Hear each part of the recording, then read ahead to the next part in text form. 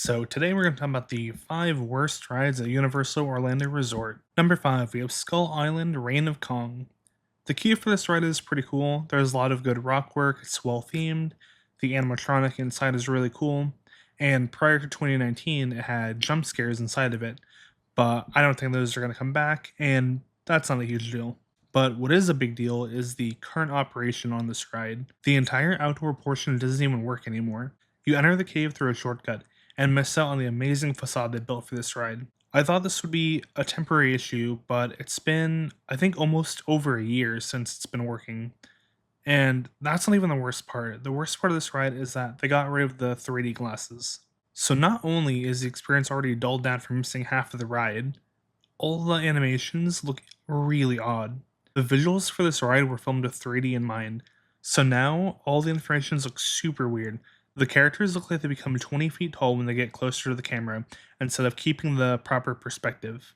The story for this ride is fine, it's basically Kong fighting monsters, which is what you would expect, and it does get bonus points for having that big King Kong animatronic at the end. Number 4 is Cat in the Hat. I love this ride as a kid, but unfortunately, after over 30 years of daily operation, it's become a husk of its former self. A lot of the animatronics and effects on this ride no longer work, which means a lot of the scenes are awkward and jarring. There's a scene where the ride is meant to spin as you get closer to the Cat in the Hat, but since the spinning mechanic on this ride is broken, you awkwardly get closer and closer while you stay locked onto him. This ride could be improved significantly if they fix the spinning and some of the effects, but with how old the ride is, I'm not super optimistic. Number 3, we have the Hollywood Rip Ride Rocket. I hear a lot of people complain about the mid-course brake runs on this ride, but for me, I don't really mind it. Over the years, it's become rougher and rougher to where it feels borderline unrideable to me.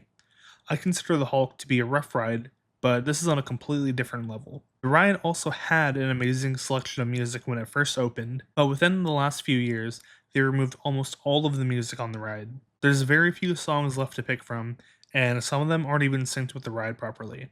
This, along with the maintenance nightmare this ride has been for Universal, I don't see it being around for much longer.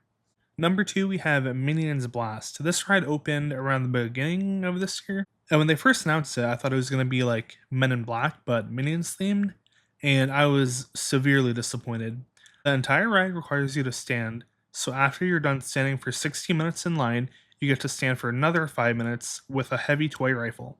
This ride wouldn't be too bad if it was at any other theme park, but Universal has shown that they're capable of making amazing rides, and the rides that are coming to Epic Universe look so good, I'm not sure how this made it out of Universal Creative. The shooting also feels a bit clunky.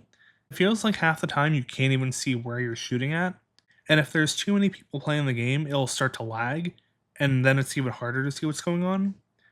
If you want a better shooting ride, go to Men in Black instead. If they ever get rid of Men in Black, I'll cry. It's literally a must do every time I go to the park. And number 1, we have Fast and Furious. This is definitely going to be the longest part of the video because I have a lot to complain about. To understand what makes this ride so bad, we have to go back into the past. Before Fast and Furious, there was a ride called Disaster, and this would still be a top tier ride even if it was still operating. The premise of this ride is that you're background actors in a movie, and this particular scene we're experiencing an earthquake while riding the subway.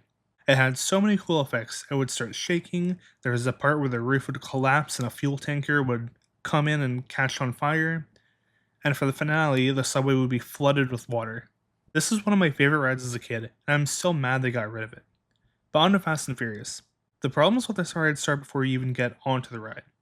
The pre-show for this ride feels so meaningless. The Universal team members are clearly doing the best they can with this garbage story they're given. You're then led to this ridiculous looking party bus. You show up at a party for really no reason at all, then get into a car chase.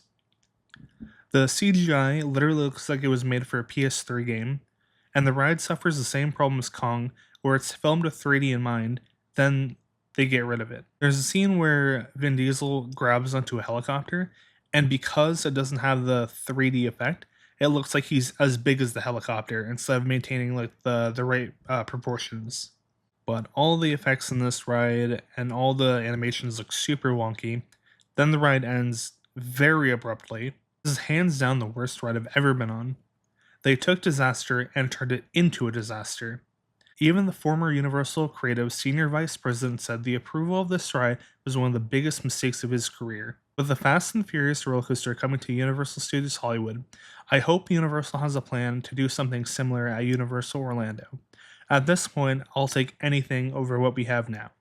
This was a list of my least favorite Universal rides. It only makes sense that my next video is rides that are my favorite at Universal.